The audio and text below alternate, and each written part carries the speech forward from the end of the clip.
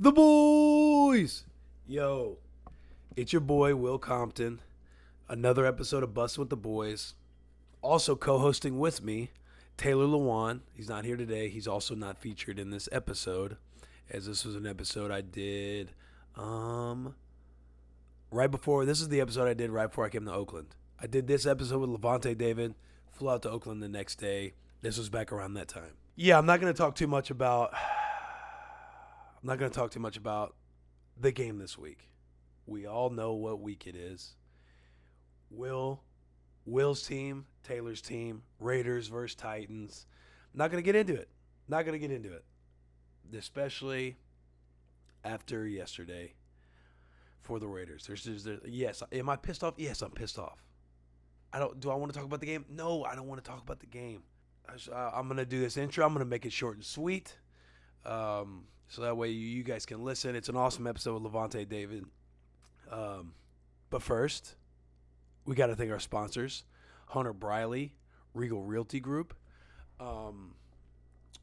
Their website information, regalrg.com. Anything in the Nashville area, if you're coming to Nashville, if you're going to eventually live there. I know there were people in Vegas that hit them up. They're like, hey, we're going to be moving out there in the future. They went out and visited and started looking at places. Anything residential, commercial, investment. Hunter Briley, he's got you. Hang on here. Let me pull up his personal number. This is his cell phone. So if you don't want to call him and talk to him, you can shoot him a text and tell him the boy sent you. He'll get you taken care of. That number is 615-630-9735. Hunter Briley is the mastermind behind everything real estate in Nashville, and also all of our all the tailgating stuff that goes on out there. Hunter Briley's the man. Shout out Hunter Briley, Regal Realty Group. Hit him up. Also, Anheuser Busch, Ajax Turner, the local distributor for Anheuser Busch. Shout out the boys, man. Shout out the boys for getting us taken care of with all of our liquid needs. Sounds a little weird, but shout out the boys for handling all the drinking situations for us. And that Natty Light Seltzer, man, that don't give attitude. We love that you guys are sending us Natty Light Seltzer pictures all the time. We love that you guys are just sending us pictures of whatever you're drinking and hashtagging Don't Give a. Please continue to do so we can pub you guys on our YouTube and our social media and continue to engage and interact with you. Sorry, that's super fucking disrespectful, having my phone on during this. But yeah, keep doing that, guys. We love engaging. We love that shit. Anyway, moving forward, Lavonte David. Nebraska Cornhusker, Nebraska black shirt. Dude is a legend. If he would have had a 4-year career at Nebraska, he would have been the greatest linebacker of all time coming out of Nebraska, which says a lot because it's one of the greatest universities of all time. Shout out the boys in Nebraska. Dude's a stud, man. Came into the league. This is his 8th year, and he is at 976 tackles. Stud linebacker. It baffles me that this dude hasn't made a Pro Bowl yet. He's made a Pro Bowl, but as an alternate. He hasn't been voted on the Pro Bowl unanimously, which is complete bullshit.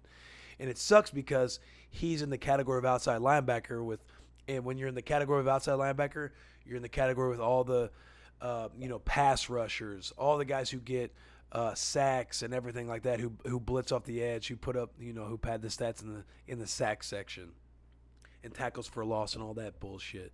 But this man, Lavonte David, needs to be in a Pro Bowl, and he needs to be in the goddamn Pro Bowl this year. So if you get a minute, go and flood Pro Bowl, just type in Pro Bowl ballot and vote for Lavonte David, because this man is legit a pro. As you can tell, I'm a little pissed off about it because it's crazy to me. This man's in his 8th year, and he's going to hit 1,000 tackles this year. I think Bobby Wagner just did that. They're like the same year. Dude's got 11 interceptions in his career, 22 and a half sacks. Yeah, that's my fucking boy, dude. And I'm pubbing this because we need to get his ass to the Pro Bowl, along with a lot of other guys. But this episode's about Lavonte David. We were boys. We played together at Nebraska. We were alongside each other as black shirts. Had some awesome moments together. The dude is an absolute stud. You're going to hear some great stories. But yeah, I can't say it enough. We need to get this boy to the Pro Bowl. And, man, Love that kid, dude. Hey, Lavonte, if you happen to listen to this, shout out to you, bro. I love and I miss you, dude. I can't wait to see you in the off season at the Team Jack events and everything else. But without further ado, listen to Lavonte David episode. Dude's my boy. He's a stud. Tampa Bay Buccaneers. Shout out the boys. You're gonna enjoy this episode. Subscribe. Rate 5 stars. Leave a fun review. It doesn't even have to be a friendly review. Leave a fun review in all of our comment sections. You can follow us at Bussin WTB. We got an awesome merchandise apparel line. Go check it out. Yeah, guys. I mean, you know the fucking deal. Battle of the boys this week. Titans and Raiders. It's pretty legendary that Taylor and I are gonna get to share the field again. I think this will be our 4th time sharing the field. We played against each other twice when he was at Michigan and I was at Nebraska. He was actually in one of my old photos. I'll have to post that. And then we played against each other when I was on the Redskins, and I think he was a rookie on the Titans, and we got the win there. But it's pretty cool knowing, I'll get to share the field again with him this week under circumstances of, having this podcast together, being in other businesses together, just I mean, he's like family, so it's gonna be pretty special. It's gonna be cool as shit. But again, without further ado, Lavonte David episode, Bussin' with the boys. Drop the fucking applause.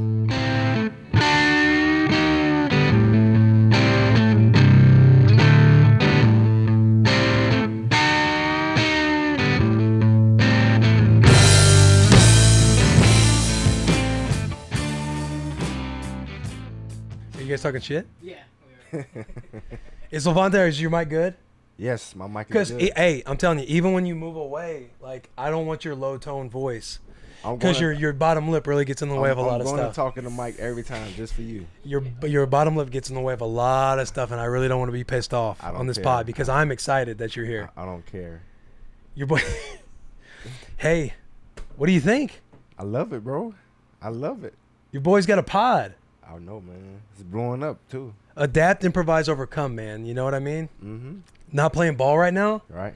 Sitting at home, chilling. Yeah. I mean, you good at this, though. You talk too much, so yeah. This is perfect. Okay, all right. This is my podcast, not yours. My bad. Let's not take shots. My bad. But yeah, dude, I saw you guys were flying into town, and I was like, yo, I got to get Boogie on. Hey, I'm going to refer to Lavonte David as Boogie because that's what we call him. You know, I named my dog, that first pit bull, after you, Boogie. Yeah, Boogie. How is Boogie? Boogie, he's alive, I believe. That was, I had to give him up. Oh, right. My last, yeah. Don't bring that up. That last breakup. Yeah. I had to give up Boogie. Yeah, but that was a great nickname for me, though. I like that nickname. Yeah, because you're a dog. On the field, right? Yeah, on the field. Back in your college days is what we're kind of referring to. We won't get into all that. I came a lot more prepared than this. Hang on, let me get my notes out there on my phone. I got you a water to talk about. I don't want that. I got it for you just in case. No. I found it in my truck. I'm hydrated already. I found it in my truck. You got notes? Yeah, I got notes. We gotta stay on something. You know what I mean? We gotta have some type of layout. Okay. Dude, have you been seeing this Osimile stuff go on? Is that how you say his name? Yes. Osimile? Kelechi Osimile. Kelechi Osimile from the Jets. I believe that's how you say it. Okay. It sounds solid. Yeah. We'll go with that. Yeah. Have you been seeing what's going on with that? I have seen it, but I didn't pay attention to it as much. But from what I've seen, it's a crazy deal. It's what is it? He was a starter, right? Yes. He was one of their starters? Yes. And he's saying that he injured his shoulder. Yes. And the team, the Jets, said it's not terrible. Right. You don't need surgery. Right. We can get you back out there and you can play on it. Right. And he was saying, no, I can't. My shoulder's bad. Yes. My shoulder's messed up. I do need surgery. Right. And they're like, we're not going to pay for your surgery. Exactly.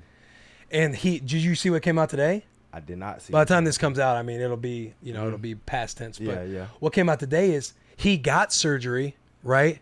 He got surgery, and it was way more extensive. It was way worse in the operation than what was previously said. So to his point, he was saying it was bad. I need surgery, and the team was saying no. He's good. Yeah, you're good. Yeah. It's not that bad. They went in and operated on it, and it came out like to be way worse. It came out to be worse than what it was. So now I think they're taking like legal action to like sue the Jets. Yeah. Is that correct? Yeah. Oh, they cut him. How? They cut. Yeah. So they cut him. They cut Kelechi. They cut Kalichi Osemele. Osemele. Yes, they cut him, and I think now they're going to take like legal action on that. I mean, that's terrible. I mean, do you see stuff like this go on since you've been at Tampa I haven't. with this guys? This is the first time I ever seen something like that. So even on Tampa, you've never seen a situation where a guy's like, I think I'm hurt worse than I am, and the team's like, no, it's not as bad as what you think. I haven't because I've been around guys who's more professional. I mean, professional, and they go get a second opinion to really make sure if that's the situation. But that's what they're saying. Osemele, they're saying that the second opinion, when they got it, they were arguing, saying it still wasn't that bad. They weren't going to pay for the surgery. Oh, well, nah, I never seen nothing like that. You always go with the second opinion in my mind. I never seen. Well, yeah, because at the end of the day, the trainers have the best in mind for the athlete, but at the same time, with the logo behind them. Exactly, with the organization. They're loyal to the organization. Right. And what you see a lot of the times is like, sometimes I've had injuries and I don't want to disclose them to the team, but I'll get my second opinion. I'll consult with my doctor away from the facility. Yeah. Or I'll be like, hey, I'm feeling this. I'll get on the phone with him and I'll try to talk to him, my second opinion, before I want to tell the team because you don't know what the team might do with you. Right. I mean, I guess it depends on the organization, man. Honestly, it's like, who are you dealing with? You know, if the people are good, genuine people, they should be real with you, you know? Right? Yeah. Have you ever went through any of that where you got to lean on your second opinion more than you do the team? I actually went through that this year. And then it came out the same thing, what they said and what my second opinion said. So I went with that. Right. Yeah. That was the same with me on the Saints. Yeah. They kind of diagnosed my low sprained ankle, and then you get your second opinion, and they said the same thing. Same thing. So, but I've seen situations where, so like we're vets now, right? Yeah. Mm-hmm. And you're in training camp, and you see these young guys, and 53 make the roster out of 90. You have 90 guys on a team going into camp. They cut it down to 53 at the end of camp, at the end of training camp, at the end of preseason. And so I like to say the guys from 53 to 90, that's just how we will refer to them as. Guys that are in that 53 to 90 that are probably going to get cut, right? Yeah. And say they get injured in preseason. Yeah. And, you know, God bless them, dude. Like, everybody's brainwashed. They want to make the NFL. It's their dream. True. When I was a rookie and I hurt my hamstring, I didn't want to tell anybody anything. True. Yeah. You know what I mean? Yeah. Like, it was emotional. I didn't want the team to know. I kind of told a side trainer that I felt like was my Mark Meyer, like an intern or an assistant. Yeah. And I'm like kind of telling him, and I'm like, hey, just basically duct tape it, just in a nutshell. Obviously, there's a lot more into it than duct taping it. But do a little something to it. Yeah, do it to where I can play. Yeah. And that's how guys are, because their dream is to make the NFL. Right. And I tell those guys, if they get injured and they think it's bad enough to get surgery, don't put your ass on the field and put your ass at risk. You can't. Put your ass at risk. You can't. Yeah. Because say if you have, like, let's just say the Osemele, and I'm not saying this is what happened, but let's just say you have a situation like him. You tear your shoulder. Yeah. You feel like you have something wrong mechanically. And the minute that the team might know on your MRI that you have a tear in your labrum, but a tear is also, it can be a strain or a sprain. It's basically tearing of your ligament. Yeah. If you look it up, that's what a definition of a sprain or a strain, whatever it is. Yeah. If they know you have a tear, right? But they might just tell you, hey, you just sprained your shoulder. Sprained it, yeah. Right? And in your mind, you're like, oh, you know, I'm not a bitch, I'm not a pussy. I'm going to do what I can, you know, because that's the game we play. Yeah. I'm going to go out there on the field. The minute you step on the field, if you're part of that 53 to 90 and you're not in those future plans. And you don't play. And they know that they're probably going to cut you, and you don't play. Yeah. The minute you step out there and practice, they can cut you. Yeah. That's how Adam Hayward got done. Yeah, I mean, he got his knee cleared, was trying to get ready to go for training camp. He was going into year 10. My boy, shout out, your boy too. Yeah. Once he got cleared, within 10 minutes, they sent him up to the front. They're like, hey, go upstairs. They want to talk to you. Turn in your iPad. They cut him right before training camp. Yeah. Right before it started, dude. Yeah. And his knee wasn't even fully healthy. And, you know, it probably should have been. We talked when we were training. Yeah. In my mind, it was like your knee probably should be farther along than what it is. Right. But if you tell them you're fine and they clear you and you sign something, the minute you step out there, they can cut you. So I would tell guys, young guys, hey, listen, man, don't be a hero. Yeah. Being honorable is fucking, that's awesome. You should be on. If you feel like going out the honorable way, that's great. But it's not going to get you paid. It's not going to get you any money. You're going to get cut. They don't care about that. They don't care about you, dude. And I tell guys, I'm like, if you feel like you need surgery, listen, don't be a fucking hero. Yeah. Get a second opinion And if that second opinion says you need surgery, lean on that opinion. Yeah. You don't want to risk it to mess it up even worse, and obviously risk your chances of playing football again. Yeah. And like, if you're like undrafted, that might be the only chance you have to make any kind of money from the NFL. True. So if you say you go out the honorable way, you get cut, you never get called again, you never see a dime. Yeah. Your injury is worse than what it is, and nobody paid for your surgery. You're going to have to pay for it on your own because you don't have the insurance with the NFL until you make the team. Yeah. Versus if you do need to take care of it, and, you know, guys might think you might be soft or a pussy from it, but in your mind, you're like, I need to get this done. Because guys battle with that. I'm worried about, hey, what's Lavonte think of me if I go down this road and get surgery? Right. And we know I might be able to play on it.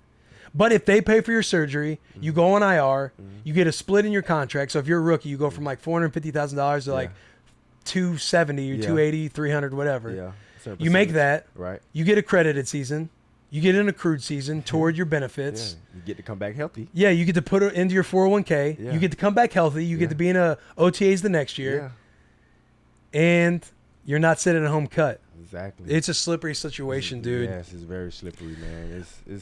It's risky, but at the same time, you got to be smart about it. I've had one of my boys, I won't say any names, but he was about to get surgery because he argued that he was injured and needed surgery. The team was trying to say, won't say which team either, the team was trying to say, we're not paying for the surgery, kind of like the Osimile deal. Like, this isn't our injury. You got it from somewhere else. But he got it to where he injured it in practice, and he got a second opinion, knew he was going to get cut. Right. So he's like, yo, if I'm going to get cut, I'm going to make sure I cross every T and dot every I and get every second opinion I can. Correct. Needed surgery. The GM or the owner, somebody calls him right before they were going to pay for the surgery. They still didn't want to. Called him when he was going into surgery. Yeah. And deal with it. It was trying to talk him out of it. Still saying we're not going to pay for it. Obviously, they ended up taking care of it, putting him on IR. Yeah. But the team was still trying to not pay for it. Trying to scare him off. Yes. Yeah. Well, it's wild. Well, he knew the game already. You know. He's a vet. He's a vet, and then obviously all the guys kind of in the circle talk too. Yeah. Like at the end of the day, man, you gotta look out for yourself. Like there's there's some politics that goes into it. Right. It's a crazy game, man. But I get it too from the trainer side, just the logo side, because they're a functioning business. At the end of the day, it's all a business. True. In their mind, the trainer has got pressure that we have to get these guys out on the field a certain time. And then Lavonte, let's say you're a guy that's not going to make the team, right? You're going to go up and say, "Hey, how's Lavonte? Like, owner might say, can we cut him yet?" Yeah. And the trainer's like, "No, he's got this shoulder injury." The trainer might know in his mind it's worse than what it is. Yeah. And the owner's like, "Well, how can we? Like, it's your job to make sure he gets better." Yeah, they feel pressure to make sure you're better, so they go, "Yeah." They got to report to those guys upstairs every day. Every day. And they go down to you, Lavonte, how's it feeling? You're trying to play the game, saying, it's not fully there yet. Yeah. They're kind of like, come on, man, you just got to strain, because they're stressed in their mind. Right. I got a job on the line too. Right. And then if you opt to not play, he's got to somehow walk upstairs and say, Lavonte's saying, this is still wrong with him. And like, it's not that fucking bad. Yeah. Like, make sure he's saying it's not that bad, or make sure, rehab him, like, do your fucking job. Yeah. You know what I mean? Because they don't know. The owner doesn't know. Nah, he doesn't. He don't know that extent of injury. He don't know what type of injury it is. And then if you start doing, like, say it's your shoulder and push-ups, like, that's a stupid kind of thing to measure. But, like, let's say you're doing rehab and you're like, it's getting better. Right. They know they have something to go up there. Hey, he says it's getting better. He's progressing, this, that, the other. We should be able to be cleared by the end of the week. Yeah. Then if you're cleared by the end of the week, they can let you go. But go. it's a business, man. I apologize for getting off topic. That's like that's a hot take these days, dude. It is, People are getting more and more in the know of injuries. Especially older guys also. Older guys. And guys ourselves, I think they're getting smarter and more aware of what their value is, what they're worth. Yeah. And guys are starting to understand the game a little bit more. Yeah. Not that it's a game to beat them or them versus us, but at the end of the day, you got to take care of your own. Yeah, you got to take care of yourself, man. It's life after football. So, you know what I mean? You want to be able to walk use all your limbs and things like that. So. Yeah, I apologize for getting off topic, dude. Some of that stuff's interesting. I know I've had my own stories. It's very interesting. Once I'm fully retired, I'll be able to get more and more juicy stuff. Right. Very But listen, welcome to the Bussin' with the Boys. That's not the intro, but welcome to Bussin' with the Boys. We're going to start back in the beginning, dude. You went to Miami Northwestern. Miami Northwestern, home of the Bulls. You were on a team that was, how many guys went D1? Shoot. 9 on that squad? Because that was my year. You were my year. 8 or 9. 8 or 9. One of them. And they all went to University of Miami. Yeah, but except you. You were trash. Yeah. I wasn't trash. In high school. I wasn't trash. I know you're the man now, and more it's like, Will, you're trash. I wasn't trash in high school. I wasn't trash. What was the deal then? My grades were trash. Well, then you're trash because how you fail fucking high school is beyond me. It was a good time. Yeah, but you have to legit put in effort to fail high school, dude. Like, you have to not show up. And if you're at Miami Northwestern, so coaches are definitely trying to cheat for you guys. Not really, no. They're trying to cheat. Well, we'll talk about that in a minute. No. They're trying to cheat for you guys. No. Like, you have to give so much effort to fail high school. You Yeah. pass college, that's harder than high school. Okay. If you're trash in high school, like you're just not trying and you just absolutely don't give a. Okay, so my story is, first of all, when I got to high school, I hung around a lot of older people. So I was kind of easily influenced not to go to class. So not good older people. Huh? I guess you could say that. I mean, those guys are still my friends right now to this day. Yeah, another, Yeah, so, but, that's all on me, though. I mean, I don't regret it. You know what I mean? Yeah, I watched the documentary from Miami Northwestern, The Raging Bull. Year of the Bull. Year of the Bull, my bad, Get not it right. Raging Bull. Yes. Sorry. Yes. Who was the D end in that movie? Torian Charles. He didn't really pan out or nothing. No, not really. He went to the University of Florida. Issue happened there. And I don't know where he's at now. He's probably hanging over there in Hernandez. Oh, man. I have no idea where he's at. Yeah. That was I have no idea that where was he's out of at. line comp. Yeah. That was just a joke for everybody fucking listening. It's a joke. God, we tell jokes on this pod. It's a joke. Yeah, I don't know where he's at right now, though. But you're the Bull. I would see at halftime those coaches. Were you coached by them? No.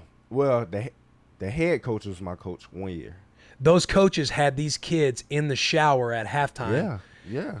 Fucking beating these dudes in the head. Yeah. I'm talking slapping them, cussing them out. Yeah. For like losing or being behind in the game. Being behind. Did that type of stuff go on when you were there? Kinda. Be honest, let it fly, dude. You need some whiskey? It was kinda. You need a bone and vive? It was kind of like that, but those type of coaches was going by then. But honestly, bro, we were so good. It wasn't. Yeah, because y'all were national. Yeah, we were so good. It never got to that point. We was never down. Like, it was called the 40 boys. It was always 40-something to nothing every game we played. Damn, that's nice. Yeah. And then so you get recruited, obviously. Yeah. A little slip up, I guess, with your grades. You go to Fort Scott. Fort Scott Community College.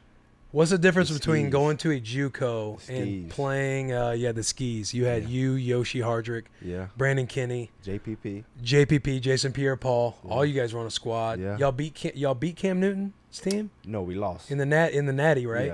Yeah.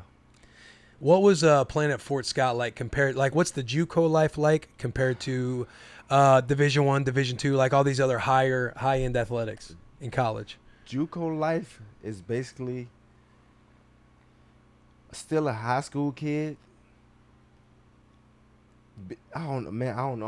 I really don't know how to say it, but it was rough.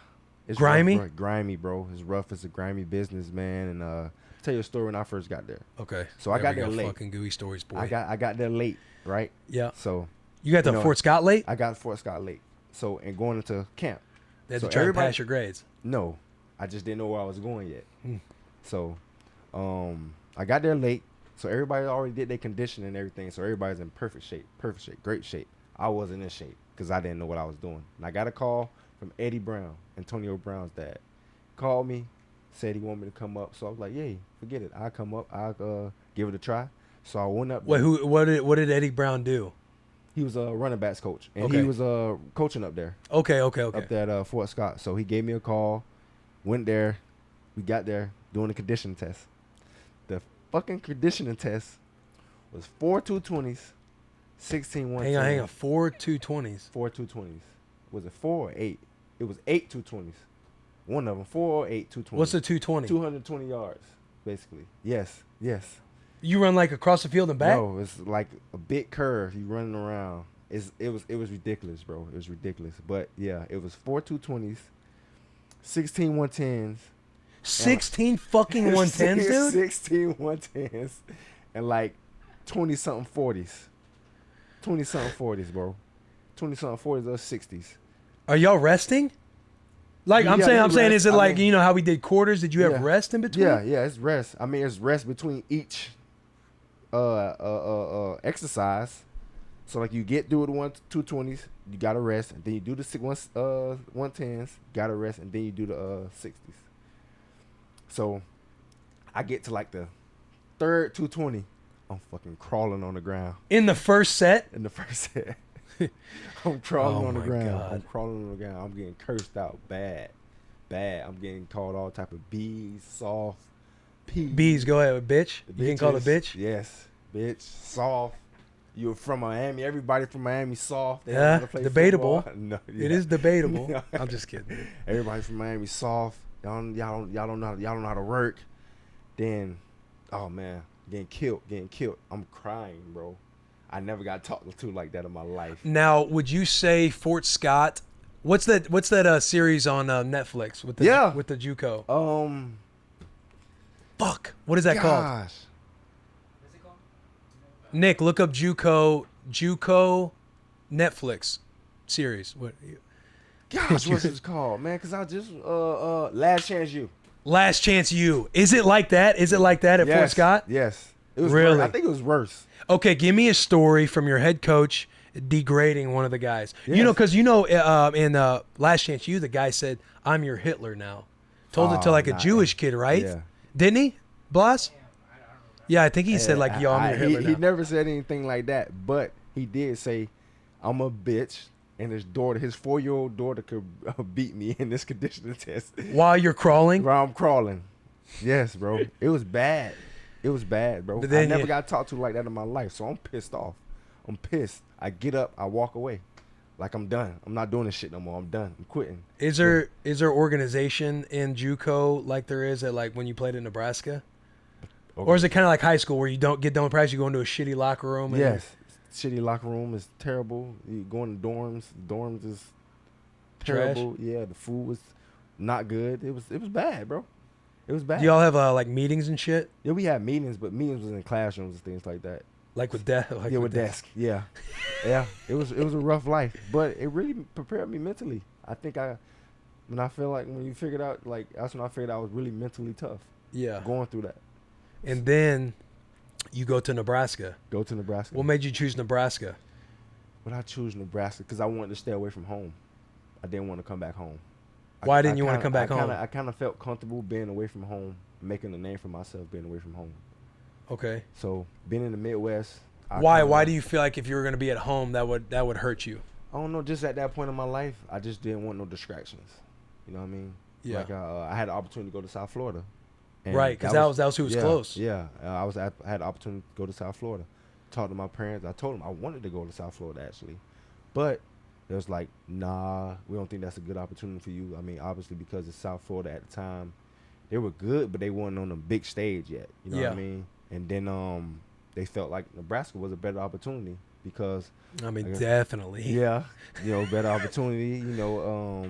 You guys just lost to Texas. I mean, around that time. Fuck yeah, that 1 second game, dude, where we lost the Big 12 championship. Yeah, and then Sue was a big name. Almost won the Heisman. He was all over. Will Compton was a huge fucking household name. Not just yet, but yeah, They had a great defense. Bo and Carl came to my parents' house. I wasn't there, but when I got there, they met with them or whatever, and they told me they were so excited. They wanted me to go there, so. That's why I decided to go to Nebraska. And then, obviously, I knew people there with BK and then Yoshi. Yep. So we just didn't get JPP. Yeah, that was a little squad y'all brought over. Me and JPP was the opposite. I wanted to go away, but he wanted to come back home. He wanted to go close to home? Yeah. So. Yo, what did Coach JP and Coach Bo say? Did they say, yo, you'll probably play? They did. They say those motherfuckers, dude. They said you'll have an opportunity to play when you come here. Well, that shouldn't have been true because fucking I was the starter at the time, so that's why I asked that question. I'm like, yo, what did they tell you behind closed doors? Like, yeah, you'll come play ahead of this. When I got there, so I met with Eck. We was in a meeting room. We going over plays and stuff like that. And like some of the stuff that he was like that I was getting was some of the stuff that you guys was running. So he was fucking ecstatic. He was happy, and I'm telling him like the terminology and everything. He's happy. You know, he'd say, "Oh hell no, I gotta go take you to bowl." So we went in the bowl, and he threw up a defense, and I got it all right with fits and everything, and like that's when I got offered. Oh, nice, dude. Yeah, bro. And they was like, "You got a chance to play here, and then we really want you here." So I said, "Okay, I consider it." I mean, I didn't know shit about Nebraska. Yeah. So, you know, I said I consider it. Then as time went on. You was an All-American too. Yeah. Because when you were coming, I was nervous. Really? Full transparency. Because you're a JUCO guy. What was I? I was like a sophomore. We talked before Yeah. I came. Yeah. When I committed, and then We did talk. Yeah. I was sort of fake. Like I was just massaging. I was ready to find my sneak, dude. I was gonna out this dude and be the starter. That's crazy. I'm just kidding. No, Yoshi, because they came before you. Yeah. Yoshi and was BK there too? BK, yeah, yeah. They would talk. They would hype you up big time. Yeah. And I was fired up. They're fired up for you to come Yeah. too. And now, Comp, you're gonna love him. Right. Yada yada. Like help him out. I'm like, yeah, I'll help this motherfucker out, dude. But yeah, what was it like? What was it like coming to Nebraska? And at first, because we'll get into what happened. Yeah. At first, being behind me and Fish. Yeah. Because you were. I was behind. I remember this picture when we was in camp. And it's like, you know how Egg had the lines, we had to be behind our position. Yeah. And I was like the fourth guy in line. Yeah, because we had the first two teams Yeah. on the main field. On the main, yeah. And Lavonte was in the third group yeah. and the threes and fours. Yeah. They went on another On field. Other field. I remember that the first day. It was some bullshit. I hated it. You balled though. I balled. Yeah, practice. I was hey, just you like, balled. I was literally like fucking. I was just going balls out. And then the next day I was on the first field. Yeah, he was on the first field. And so I was. What were you, a junior? I was a junior. So we were sophomores. Yeah. And I was a starter. It was you. Or maybe Fish. It was you. Fish. It was me and Fish. And Fish was a starting dime though. Fish was a starting dime. So it was me and Sean Fisher. Yeah. And then behind that was you and Zoe. Me and Zoe.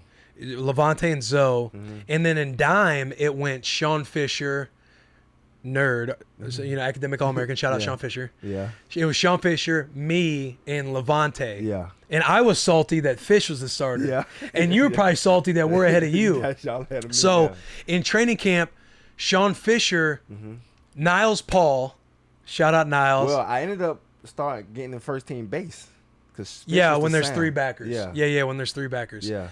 But Niles Paul cracks Dijon Gomes in practice into Sean Fisher. It was one of those days where offense and defense is battling. It's training camp. You're knocking each other out. You hate each other. One of the dog days. Yeah. Niles knocks Dijon Gomes into Sean Fisher's leg, breaks his fucking leg. I remember Bad deal. Yeah. So then now it's Lavonte and I starting, and I'm the starting dime backer. Yeah. And I'm like, okay, it's the boys' time to shine. Honestly, dude. I was Sophomore nervous. year. I was nervous as hell because it happened so fast. Yeah, it happened It fast happened as shit. so fast. Like It it was was just climbing. 2 weeks out of the first game. Yeah. And it's me and Boogie. Yeah. And Boogie and I are studying together and stuff. Yeah. And, I'm helping him out. And he's fucking balling. Lavonte was an awesome player. You knew it from day one. And then the next week, the week going into the game opener. Game week. Going into game week, dude. Yeah. It was a Thursday practice. Thursday. Helmets only. Only helmets. 80%. Nothing physical. Only helmets. Nothing physical, dude. I had ran on a wheel wear out with Rex Burkhead like a few days before. Yeah. And I remember I everything. kind of hurt my foot a little bit. Yeah. And I was like, 'Cause he kept saying, man, my foot is bothering me. My foot is bothering me. I'm like, don't start that shit. yeah. Don't stop. Yeah. And I was like, hey, Mark Meyer, our Yeah. trainer. I was like, hey, can we get an X-ray for shits and gigs? Like, I was like, I'm thinking in my head, like, I'm not a pussy. Like, I'll be fine. Right. He's like, don't start that. Yeah, like, yeah. We're not a bitch, dude. Yeah. I'm like, Mark, let's get X-rays for shits and gigs. X-ray came back clear. Yeah. That Thursday with the helmets practice, I take off on a stick route. And my foot blows out. Yes. I break my fifth metatarsal. It feels like somebody took a shotgun, stood over it, and just fucking took a buckshot, dude, over and over into my foot. I start limping like I just have a sprained ankle. Crazy. Spatted. I'm like, JP's like, hey, Comp, you gonna be good? I was like, this fucking hurts. Dude. And then I try to walk back out there, and I'm like, nah, this ain't happening. Like, let's go get him X-rays. X like, yo, are you fucking serious right now? Yeah. And our linebacker coach, I'm like, I'm sorry, man. Like, let's just go get it looked at. I should be fine for Saturday. This is Thursday. I'm like, yeah, obviously not. As I'm walking to get it X-rayed, I start to be like, yo, I can't even fucking walk anymore, dude. Find out I break my foot Lavonte goes from being on the 3rd and 4th string field to being the starter game opener versus, I don't know, Western Kentucky. Western Kentucky. Yeah. And one of the worst, best days of my life. Yeah. Lavonte goes from like least to fucking starter, dude. And I remember Eck, Bo, everyone is nervous as shit because we lost. I was nervous. We lost Fish as a starter. Yeah. We lost our starters, me and Fish. We lost the starting dime, Yeah. which was Fish, and the backup dime, which was me at the time. I was going to be the starter. Yeah. And now Lavonte, fresh from fucking JUCO bullshit. The communicator who got everybody lined up. This guy, you lost him. Yeah. Tell Lavonte, hey, honestly, you got this on this play. Honestly, I wasn't saying shit. So I was just letting him doing all the talking. And then you get hurt. And Lavonte, I'm in a wheelchair fucking up in the press box taking notes for the backers and like communicating still. Yeah. Well, you have 13 tackles. 13 tackles. And balls, dude. 13 Didn't even fucking mean to, but he's just balling. I just went. Remember we was talking about on the way here, playing fast. I didn't know what the fuck I was doing, so I was just going. Dude, and then the legend of Lavonte David grows. I come back, I think it was like, come back from a broken foot like week 8. Yeah. And my job, at the K-State game, I believe. Yeah. Yeah. K-State or Oklahoma State? I think it was Oklahoma State. Yeah. Oklahoma State, yeah. And my job is not there anymore. No one says, hey, Will, your job was taken over. Nobody tells you that stuff, dude, in football, man. Yeah. Lavonte's balling, and the rest is history. My man goes on, becomes like top what in tackles in Nebraska history? 4? Top 5? Okay, I was going to say top 10, but I guess you know for sure. Yeah. Stud. Am I? I don't know. Lavonte balls, the legend of Lavonte David, because I gave up, I faked an injury, my foot, and allowed him to be what he is today. Yeah. So there's a part of me that feels like I'm responsible. A part of this greatness. Yeah, a part of this greatness, man. Right. Like I said, one of the worst, best days of my life. Yeah. No, it was awesome. Then we've obviously became boys. Yeah. You miss me? I do miss you, bro. I do. We had fun on the field. Yeah. We had a lot of fun off the field. Yeah. Oh, yeah, we did. Yeah. Hey, where y'all headed? Oh, we keep some of those stories out the podcast. Yeah, we can't keep that on here, man. My favorite play, Lavonte. Gotta be Ohio State. That's a big one. What's your favorite play in Nebraska? Your favorite play that you ever had? My favorite play at Nebraska. Man. My favorite play at Nebraska. Yeah. I would say the Ohio State play. That was a legendary play. So we were down what? 27-0. Really? Yes. We were down 27-0. Everybody's leaving. Here it is right here. 27-0, 3rd and 5. Because I was injured this play. Yeah. Remember? Yeah, I was out. Come get the fuck back on the field. I was cursing you out every play. Damn. Oh, that was it. 27-0, 3rd quarter, 8 minutes left, 3rd and 5. History. Who was that? Braxton Miller? Yeah. Baller. Yeah. We're getting our ass fucking pounded, dude. Yeah. And hey, Vrabel's on the sideline here, so shout out Vrabel because we had the greatest comeback in school history that night. Yeah. Lavonte Braxton breaks the shit out of Sean Fisher's ankle. Shout out Fish. Yeah. And Lavonte tackles this dude and fucking rips the ball out and takes it himself. Now, my favorite play, I was on the sideline of this play getting checked for like concussions. Yeah, you probably had one, but I came back. The boy came back ready to go. CTE all. CTE and all. I think he was bitching up this game because we was down. So. No, I had over 10 tackles, so don't disrespect me like that. Respect. But my favorite play, because I remember seeing it. This one I was kind of out of it, so I didn't know what happened. I was just hype. We came back and beat Ohio State down 27. Greatest comeback in school history. We win like 34-27. 34-27. Yeah. 34 straight points. But what'd you say? Straight points? You know how. Say it, though. Say it on the mic. 34 straight points. Straight? Straight points. There you go. Straight. There's one video out there, Bloss. I'll shoot it to you. I did a voice memo back. I've been posting those Throwback Thursday videos of Nebraska in the locker room. That shit's funny. Yeah. But I would mess with Lavonte because he says like straight, like them Miami boys, man. They're like straight, stretch. And I'm like, yo, what are you saying? Are you saying stretch or scratch? That's when it started. Yeah. And I came into the locker room after practice because we were stretching buddies. Yeah. No homo. And Lavonte came in, and I was like, I brought my phone over, and I started recording. I was like, all right, Lavonte, say stretch. He's like, scratch. And we just started dying laughing. Maybe you had to be there because Bloss isn't laughing very hard. Legendary moment. But my favorite play, Iowa. When we played Iowa. Yeah. We're playing Iowa. Yeah. And they come out, I believe they're in empty. Uh-huh. But this guy runs I think another stick route. Stick route, yeah. And the tight end bodies into Lavonte, right? And pushes off. Push me down. Yeah. Pushes off on Lavonte. Pushes his little bitch ass down, dude. Pushes his ass down. Lavonte throws his hands up. Lavonte has time to fall down, throw his hands up to the ref. Realize the ref doesn't call it. Yeah. It's this slow, big white tight end. And Lavonte gets up and chases this dude down. Yeah. After falling, throwing his hands up, no flag, gets up, runs him down, and I'm watching from the other side of the field. Lavonte strips him, reaches around and strips him, rakes it out, and takes the ball from him. And just sprints to the sideline like, yeah, look at me. Look at me. Yo, I was pissed off that play. Well, I know, because it was a push-off. I was like, oh, hell nah. Do they have it? Could you find it, Nick? It's probably You during the definitely highlight. couldn't do this job, dude. I'm just kidding. During the highlight. Another play, too, that stands out once we get to this, after this. Yo, this is just a exactly. Lavonte podcast fucking tribute, dude. Yeah. I know, man. I mean, I ain't seen you in a long time, so I know. We are catching up. It's like we're sitting. You know what I mean? It's like we're sitting on the back deck, having some seltzers. Yeah, having some seltzers, some bone and beef, having a stogie, and just telling old stories, man. Old stories, man. Yeah, fuck, we had some good times. Those were some great Nebraska days. Yeah, we would. I'd take those videos after the bowl game of you packing. Yeah. I bet, hey, Boogie, you this is it, man. You got anything to say? Like, don't do this, man. Don't do this, calm. Another play that stood out too, the Penn State game. Yeah, that's me and you. Me and yeah, you. I can't take too much credit. Yeah, I mean, shoot, you you cleared it up. Yeah. It's a cross dog blitz. So you send your two inside backers. I think it was either at the center or the guard. Yeah. And I'm first, so I'm like the guy who gives it up, who lays his life on the line for the guy behind him to make the play. It's like it's 4th down, right? 4th and 1. Yeah, that's another memorable play. Yeah. It's like 4th and 1.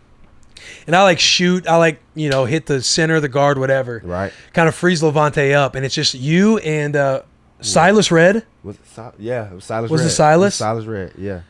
Stunned him, dude. Yeah. And we beat them. We come back and beat them.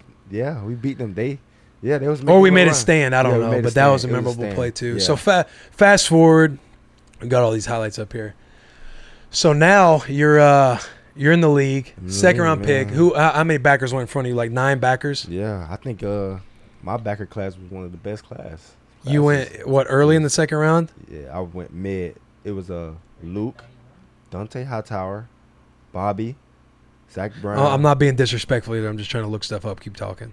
Bobby Wagner, Zach Brown. Bobby Wagner's in that class too? Yeah. Oh my. Bobby was roommates at the Senior Bowl. Zach Brown. Yeah. Zach trained together coming out. He was right in front of you, wasn't he? Yeah. Michael Kendricks, Nigel Bradham. We had a bunch of guys. Yeah, that's a fucking class right there, dude. Y'all were stacked. Bro. You're stacked, man. Still balling to this day too. Yo, honestly, we've been having a lot of fun. Mm-hmm. But be serious. Yeah. How much does it piss you off that you haven't outright made a Pro Bowl? It pisses me off. Be honest, dude. It pisses me off. Yeah. And before I go, I only got one. No, alternate.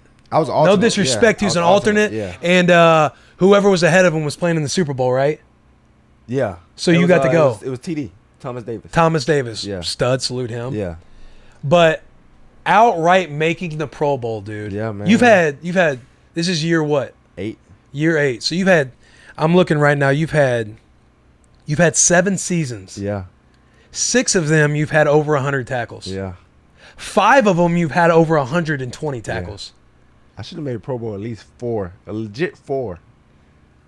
But you're not out there like that, dude. I'm not. That's your fucking problem. You don't have like a personality like this, dude. You don't got a podcast. You know how I am though. You don't tell jokes and act stupid on social media like your boy. Everybody think I'm mean. You need to let me run your social account. And we'll take you. You'll be a Pro Bowler every year from here on out. No, man, you might get out of hand. Not to toot my own horn, but just like I'm saying, just to put you out there in front of more eyes, dude. Yeah. You kind of get out of hand though. I do. Yeah. You know, I try to see too much. I try to see humor in way too much stuff. Yeah. But Jay Mitch, the one who told me about that, man. Jay Mitch got on me about that. So I need to post more. You do. Yeah. Because that, unfortunately, some of it is a popularity contest. Yeah.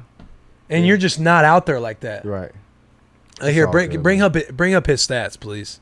What are you? I know you know this because obviously all of us have a little bit of like self-absorption to us. Of course. What you're in a crew of players that have like a certain amount of interceptions, and fumbles or tackles or something in like a time span. Like what is that? I think it's in history out of linebackers. I think it's only 3 guys, and I'm one of the 3. One of 3 of what? What's a stat? I think it's like having over a certain amount of tackles, a certain amount of interceptions, and a certain amount of sacks in a matter of games, I guess. Yeah, probably. Games or seasons, one of them. Did you know you're in the top 25 all time in the NFL history for tackles for loss already? Really? I did not know you're that. 25th since the stat has been kept, but I think guys have went back since then. Maybe, I don't know. Yeah. But it's on one of those like, what is that? I apologize. Shit going on outside the bus. But you're tied actually with Sue right now with 108 tackles for loss. Tackles for loss, really? All time. Wow.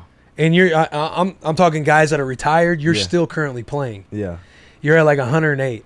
And I remember it was like one of the years you should have went. Yeah. It was you and J.J. Watt were tied for most tackles for loss since the stat has been kept. Yeah. And that was in like 2000, one of those big years you had. You didn't make the Pro Bowl. Right. Probably talk about 2013. Yeah, probably. 13. Because, I mean, from 13 all the way up to probably like. You had one year where you had like 80-something total tackles. Yeah, that was a down year for me. But like, what's made you the most mad? Tell me tell me the one year you've actually been the most mad, and you're like, I should have been in over him. The one year I was the most mad was maybe last year, probably last year, or I mean, it didn't really matter to me in 13 because I made All Pro with it. Maybe All Pro is a big deal. Yeah, All Pro's tight. Probably last year. I don't know if I really was supposed to make it. Who do you think you should have got in over? But I know I should have got in over this person. I'm not for the blast. No, I tell you, I tried. I'm not for the blast nobody's names, but I had like 120 tackles. This person had like 40-something tackles, bro. 40-something total tackles? Yes. We can find that. 40-something, 50-something. We just show it on the YouTube, like just glance it on the YouTube real quick. It was crazy, bro. But well, what sucks is they respect that person though as a player, and as a person too. Yeah. I met him before, but at the same time, it's kind of not fair. But I know, because sometimes it's like, why is this more of a popularity contest compared to who's actually really fucking balling right now? Yeah. And honestly, what sucks for you is you're considered an outside backer. Yeah. And you're a 4-3 outside backer, and an undersized one, and that's not like saying anything negative. Yeah. Uh-huh. But you're a smaller, undersized backer, True. outside backer, so you're in the class with, like Von Miller, Khalil Mack. At the time, Jadavian Clowney.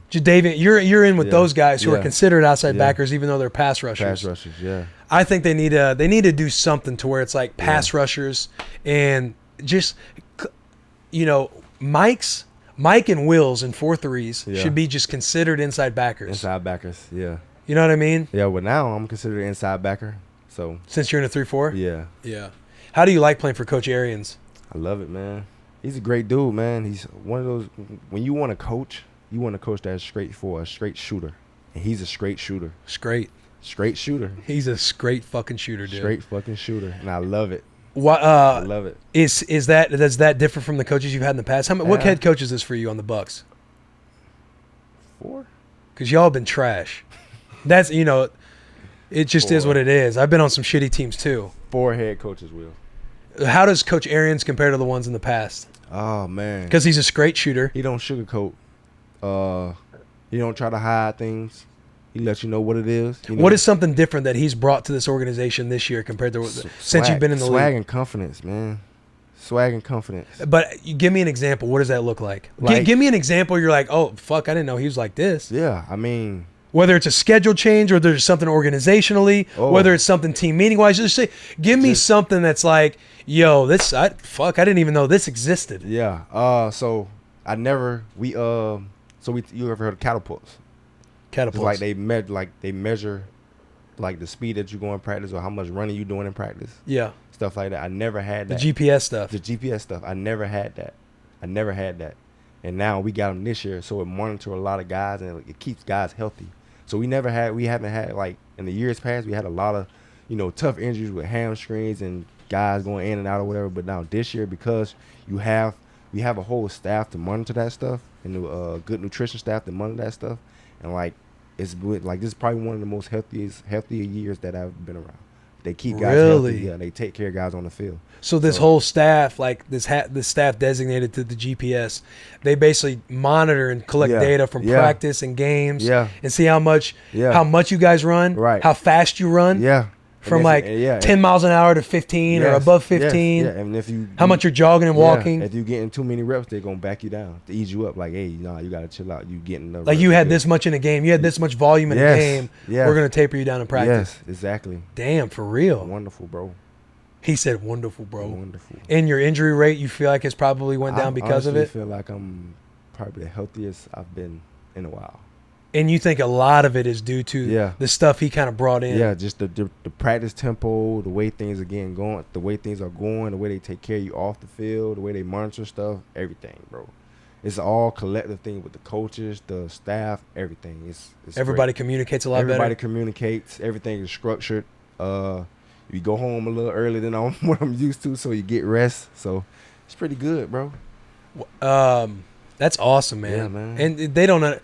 A lot of people, they don't have the kind of that insight on like what the differences in coaches are, head coaches, and what teams get, what teams do differently. Right. I think it matters when you have a head coach that cares about health like that, and a staff that's designated to that. Honestly, they cater to you. Nice, bro. I mean, it's still on you to take care of yourself. No doubt. It's always up to the pro. They're going to monitor you, make sure you're taking care of yourself too as well. That's one thing I really liked at the Saints too. They had a full, and I liked it at the Skins and the Titans as well. Yeah. But the Saints, they seem to be on top of fucking everything, right? Dude. And they're in your division, so I know you guys got your little rivalry. But I understood why they're successful like they are year in and year out, right? Because they have nutritionists, and not just one, they have two. Yeah. They have people, and they allow them to have a budget and do what they want to do, what they think is best. Not I got to get it cleared. Not the people ahead of them and trust them. Hey, do what you got to do. Here's your budget. Do whatever you got to do. Do what you got. Give them everything. Yes. Same with the training staff. Same with like they have a cryo room, not just a cryo tank. They have a cryo room. They have sleep room or float tank rooms, soundproof rooms. Float tank? That's the one with the water. Float tanks. Yes, you go into the soundproof room, touch it. Yeah. Sign up on the list. They have all of it, bro. They have a lot of shit. That's pretty dope. Wow. It's pretty. I know the Redskins kind of got some of that stuff. We have a cryo room in our facility, and then we'll have a float tank and then things like that. Have you ever done float tank? I never done it, but I heard about it. You should try it. You should fucking try it. It's dope. Yes. Float tanks are the real deal. It's got like hundreds or 1,000 pounds of salt. Yeah. Which helps with like your tissue. You know, Epsom salt, magnesium salt, or magnesium sulfate. Helps with your tissue, your skin, all that stuff for recovery. Yeah. And the water's so shallow that you just float and hover because there's so much salt beneath you. Right. And it helps recover. You fall asleep. You're in there an hour. You eventually fall asleep in there? While you got to quiet your mind because you have nothing. You're not going to be on your phone. You're trying to calm your mind and kind of meditate, fall asleep, and just recover. They're trying to black you out. I heard about close out all your senses. It's dope, man. You should try it out. I believe somebody suggested it to me. What time are we at right now? 6:40. Okay. Yeah. All right. Because my dog here, he flew in, and I fucking love you for it. I knew I could count on you. Yeah. But I was gonna try this new attempt on like teams that fly in. If I'm still not playing, try to identify a player that flies in on an away game. Yeah. See if they'll come on the bus. Yeah. That's a good idea, bro. Yeah. And so that's why I was like, yo, when do you land? I'll try to be there right when you land, and then try to get you taken care of before you got to get to meetings. I was watching this from afar, and I was proud of you for doing it too. Yeah. This is something that fits you, bro. You think so? Yeah, you talk too fucking much. So it's perfect for you. Set him up. Bring his ass back down, dude. Humble him, dude. Yeah. But it's perfect, bro. No, it's fun, man. Yeah. Who knows what's going on? We have some talks in the works right now with some networks. Yeah. Who knows what's going to happen, but we have a blast with it, man. Yeah. We're trying to get it mobile. As you see, it doesn't run. But once it gets mobile, envision like my idea is taking it coast to coast and like say next year if it's mobile and I'm not doing shit, just driving this thing to Tampa and having like if you guys have like a Thursday night game, bringing the bus to Tampa and then getting you on the bus before the game, the day before the game or some shit. That's dope, bro. And kind of be more up to date or something. I don't know. We're dabbling with a bunch of shit. You always had a good mind for things, man. even back in college, you used to always throw these suggestions at me or stuff like that. You know, you used to always talk to me about what if I didn't play football. Always, it's a conversation that needs to be had, right? Because you know it's going to end. Yeah, it is. You've been fortunate. You're part of the true 1% of like you have a second contract. You'll probably get a third because you're a stud, you know, God willing, and you're healthy. Right. But guys don't sit down with themselves and think about it enough. I don't think you literally, here's to put it in perspective. Mm-hmm. You spend, how old are you? You're my age, 29. When you're 30 in February. January, my fault. I'm 30 years old. I didn't come into the league until 23. Mm-hmm. You have a career that on average lasts 3.5 years. 3.5, 4 years. 4 years. We'll say 4 seasons. Yeah, 4 seasons. I'm an undrafted, at the time I was an undrafted cat. So to me, I was thinking this could be done in a year. Yeah. But the average career is 4 seasons. Right. And I started playing football in 2nd grade. Yeah. So how old is 2nd grade? 8 years old? We'll say 8 years old. About 8. I played football from 8 to 23. Mm-hmm. A lot of fucking math, boys. That's a lot of football. 15 years, right? 15 years of my life, pretty much all of my life, I have been convinced and dreamt of playing in the NFL and blueprinted on at a young age that I wanted to be the next Walter Payton. I wanted to be on TV and play in the NFL. Yeah. You spend your whole life daydreaming and preparing to play a career. They call it a career in the NFL for 4 years. Done at 27. Yeah. You spent your whole fucking life playing football. Yeah. Only knowing football. And then at 27, I'm 30 now. Yeah. But you say the average is all yada yada. Say you're 27, and then you're on the real world. Everything gets pulled out from underneath you, and you're not a NFL player anymore. Yeah. Your jokes aren't as funny. No. You're not as good looking. Not as good. You're not as cool. Yeah. You're not of status anymore. Yeah. People don't.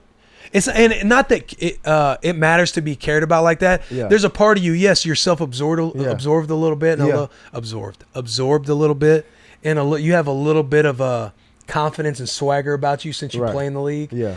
But your shit doesn't stink anymore when you're out of the league. Right. And you spend your entire fucking life to try to play a career, a dream for 3-4 years. Yeah, it's funny because I was talking about the same exact thing with one of my teammates. It's talking about taking advantage of being in the league. Right. Using your resources, you know, like reaching out, network with other people, with big businesses and stuff like that. Because once you're not in the league anymore, they're not going to care about you. They're probably not even going to know who you are. Honestly, yeah, you know what I mean? To use this bus example, obviously I have Taylor. He's a Pro Bowler. People give shit all the time, but at the same time, from my stance, if this is started a year or two later, it doesn't matter near as much. If I say a year or two, like I'm not going to play much longer.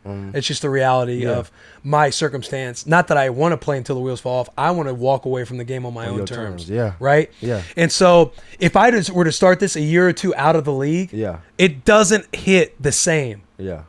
Whether or not, that's just the reality. True. Because I'm not you know what I mean? I'm not in the public eye as much. Right. The funny, humorous Will, leader, Captain Will, that people like or seem to enjoy, it wears off. Yeah. And if you start something when you're already out of it, that's when you see guys, it seems like they're not begging for stuff more, but they hit you up and you're kind of like you have a different flavor about them. Yeah. You know what I mean? Or some of the heroes you've met that used to play ball and you're like, why are you still hanging around Nebraska? Or why are you still hanging around the facilities? Right. Like you used to do it, let the new guys do it. It just doesn't matter as much anymore. So I think it's extremely important that guys take time to think about that's what true, they do off the field and do it while you're that's playing. It's a great point too. Even though I'm in the league, but I go back to Nebraska, nobody know who I am. They worry about the people who's at Nebraska right now. Yeah.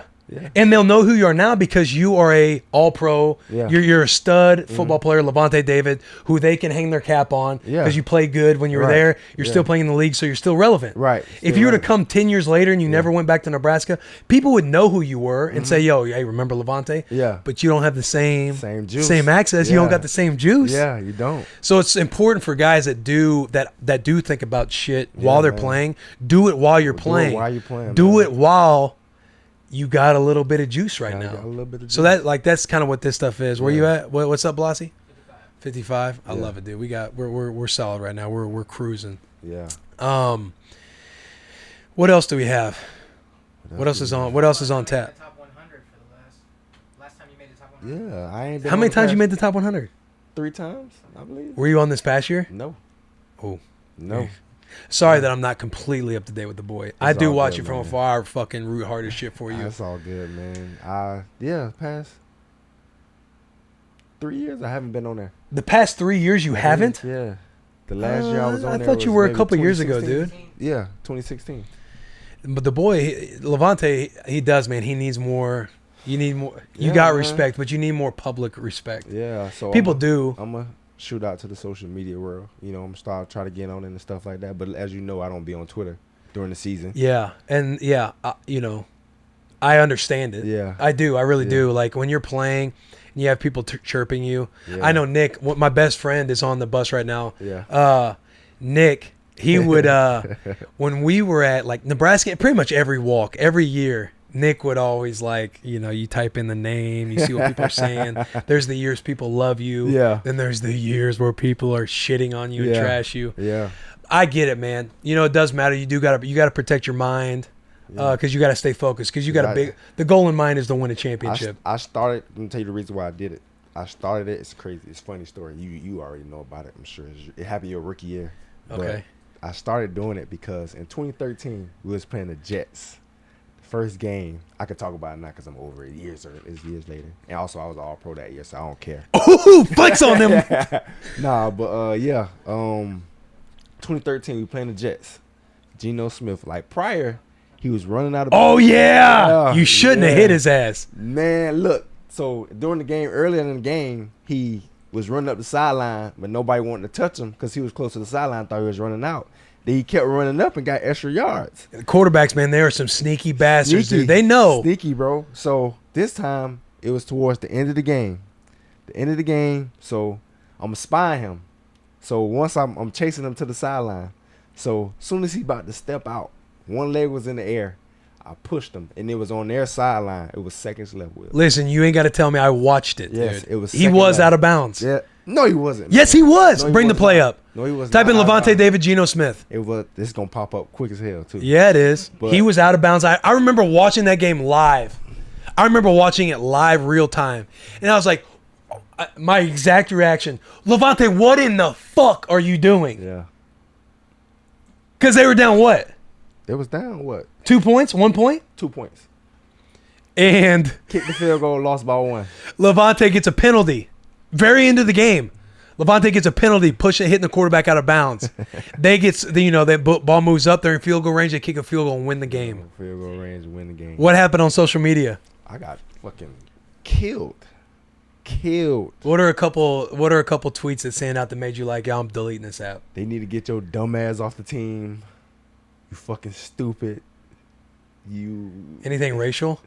Of course it was Oh man, racial. yo, one time, Of course it was shit racial. one time I got called like an inbred fucking cracker or some shit. Yeah. I don't know. It was dark, dude. Brutal, It was man. dark. It was brutal. But at the same time, in the right way, a good game. Look, plan. Lavonte, the first video, Lavonte David's big mistake letting the Jets win the game. Yeah. Now y'all tell me if he out of bounds right here. And the crazy thing is, they sit back there. And the Oh, crazy yeah. thing is, they changed the rule about that the next year. Look at your hands up. Hey, what's he saying to you? Yo, hey, rewind that. I wanted to fight so bad. Here's a situation. Fourth quarter. Okay, the ball is backed up, not backed up, but on their like 40-yard line. Yeah. 12 seconds left in the fourth quarter. Tampa Bay's up 17-15. Geno Smith scrambles to the right. Clearly, okay, go back. He wasn't clearly. Running, he's crossing the 50, going for the first down, 3rd and 5, clearly heading out of bounds. Lavonte is kind of trailing him. Okay, you're neck and neck with him, but running upfield. Yeah. And you hit him out of bounds as he's already stepping out of bounds. I barely touched him. I think it was on their sideline and it was real dramatic. So, Yo, how you really still to this fucking day don't think of course, it wasn't out of bounds, bro. And so it's at the 50-yard line. It's a 15-yard penalty. Yeah, it was They're on the 15. 35. They kick the field goal with 7 seconds left to win the game. And you let your team down your rookie year. I didn't let my team down. And you know what? I'm watching this live at Nebraska after a workout on a Sunday workout after a game. Really? We were all sitting in the training table watching the game. Oh, you're right. Yeah. And we were all like, "Oh my God, what is Lavonte doing?" Look at you, man, with that Pissed off, bro. that puffy bottom lip, dude. I wanted to fight that whole sideline that game. Who's 17, what's your favorite memory in the NFL? My favorite memory, bro? Oh, my favorite memory, my rookie year. My first interception was on Peyton Manning. Oh, let's go. Yeah, my very first interception was on Peyton Manning. That was awesome. I still have that ball. It's all deflated and shit. Would you say this team this year right now, and you're going to have to say yes, obviously, because this will air.